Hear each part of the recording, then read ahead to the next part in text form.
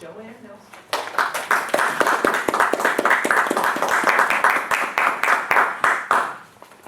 Thank you, Madam Toastmaster. Hello. It was once said to avoid criticism, say nothing, do nothing, and be nothing. Oh. Or in the words of Katharine Hepburn, if you want to give up the adulation and praise of many men for the criticism of just one, go ahead, get married. So as you can see tonight, I'm going to talk a little bit about how to handle criticism. Because handling criticism is a very important skill. And when we handle criticism, it can help us to be successful, not only as Toastmasters, because we are critiqued or evaluated on our speeches, but it can also help us in our everyday lives and in the workplace as well. There are 3 important techniques for dealing constructively with criticism. One is to listen actively, so actively listen to the person. 2 is to assess whether to challenge the criticism you are getting. And 3 is to ask for suggestions. Now, I'm an administrative assistant. I work for Kaiser Permanente. And recently, I had a director come up to me and go, Joanne, the event you planned next week, it's all wrong. It was scheduled wrong. It was put together wrong. You did everything wrong. And I went, well, wait a minute. My first reaction was to put my hands on my hips, roll my eyes, and say, well, maybe somebody didn't give me the right information to start with. But I thought about the 3 techniques for handling criticism. I took a deep breath, and I started to listen actively, which is step number 1. I didn't get defensive. I thought of how it looked from her perspective. Obviously, something was wrong with the event, something major, that it was upsetting her. I looked at her body language, because that can give me some clues to the underlying emotions. I asked questions, which is really important. Was there something wrong? What particularly was wrong with the event? Was it the time, the date, the location? I reserved judgment. I wanted to think she wasn't just picking on me because she had a bad day or was being snarky or something like that. And by doing those things, I also paid direct attention to her.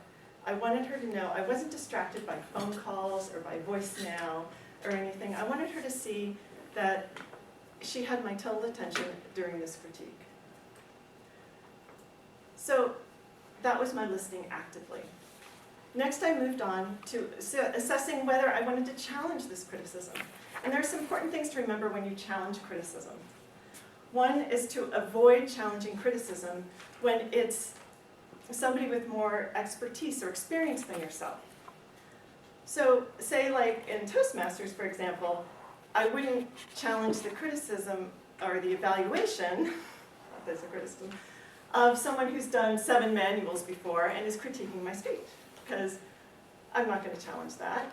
You know, they obviously know more than I do. Avoid challenging criticism when it's your boss, because that's a slippery slope you don't want to go down. Also avoid challenging criticism when it's an open forum and you're going to make someone look bad. That's never a good thing to do. And always, always challenge challenge courteously and assertively, but not aggressively. The other thing to do, and I'm sorry, I'm looking behind me, I'm not facing you. The other thing to do is if it's a peer that perhaps doesn't have as much experience as you can consider challenging that criticism. That's probably the only time you consider really challenging it, is someone maybe not as experienced as yourself. I considered all that when I looked at the director, and then I decided, I'm not going to challenge this. And then I moved on to asking for suggestions. So I asked for some suggestions and got some ideas. And then lastly, I thanked her for the criticism. Because it was most important to thank her and thank anybody who offers you a critique or an evaluation for their criticism, because you're better for it. So after we went through all that, and in the long run,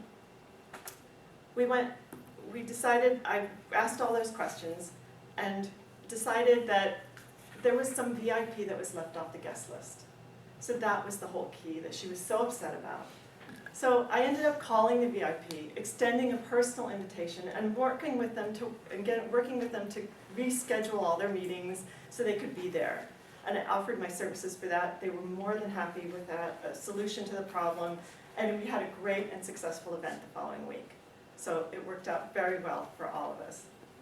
So I just wanted to say that criticism, like death and taxes, is unavoidable in anything you do.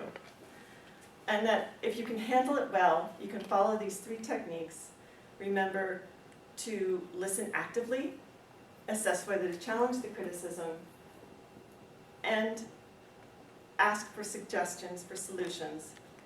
By doing those 3 things, you can make the criticism, you're all the better for it, and you're a better person for having the criticism. Thank you very much.